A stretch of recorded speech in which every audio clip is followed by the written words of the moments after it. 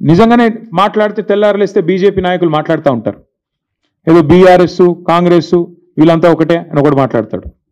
నేను బీజేపీ నాయకత్వాన్ని అడుగుతున్నా, నేను అనుకుంటా ఉన్న ప్రధానమంత్రి గారికి లేదా ఫైనాన్స్ మినిస్టర్కి తెలియకుండానే జరిగిందని నేను అంటా ఉన్నా. I would like to give them the benefit of doubt. వాళ్ళకి తెలియకుండానే ఈ కింది లెవెల్లో బీజేపీ ఎంపీలుగా ఉన్న వాళ్ళు కొంతమంది చేసిన వ్యవహారం వాళ్ళు బ్యాంకులను మేనేజ్ చేసినారని నేను అనుకుంటా ఉన్నా. ఒకవేళ నిజంగానే బీజేపీ సిన్సియర్గా ఉంటే, కేంద్ర ప్రభుత్వానికి చిత్తశుద్ధి ఉంటే, ఈ విషయంలో నేను స్పష్టంగా డిమాండ్ చేస్తా ఉన్నా, వెంటనే ఇన్వెస్టిగేషన్కి ఆదేశించండి.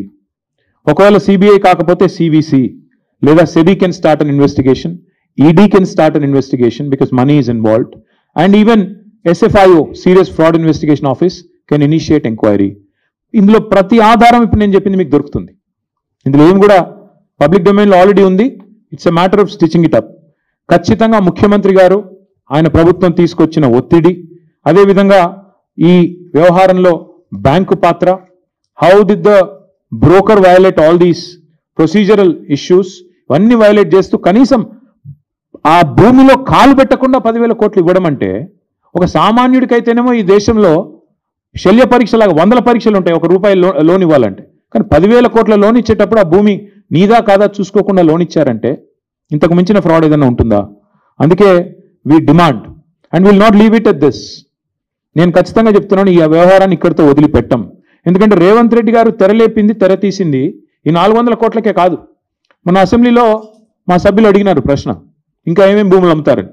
ఇదే బ్రోకర్ ఎవడైతే ట్రస్ట్ అడ్వైజర్ ఎవడో ఉన్నాడో వాడికే HMDA భూములు కూడా అప్పచెప్పారు. 60,000 కోట్ల విలువ చేసే భూములు వాడికి అప్పచెప్పారు.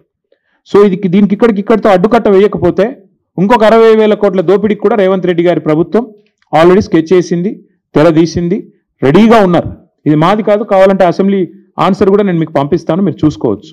60,000 కోట్ల విలువ చేసే HMDA భూములను కూడా ఇదే బీకన్ ట్రస్టీషిప్, అదేవిధంగా ఆ ఫ్రాడ్ ట్రస్ట్ అడ్వైజర్ ఎవరు ఉన్నారు వాళ్ళిద్దరిని కూడా మరి అప్పచెప్పి వాళ్ళ ద్వారా దోపిడీకి పాల్పడే ఆలోచనలో రేవంత్ రెడ్డి ప్రభుత్వం ఉంది. We demand that union finance ministry ask RBI to investigate this matter. వెంటనే సీరియస్ ఫ్రాడ్ ఇన్వెస్టిగేషన్ ఏజెన్సీ దిగాలి ఇందులోకి. SEBI also should focus on this. 100% ఈ beacon trusteeship and trust investment అనే సంస్థలని వెంటనే నిషేధం విధించాలి till further enquiry. We demand that all financial transactions of these 2 agencies and these 2 institutions be suspended with immediate effect because they have committed a massive fraud.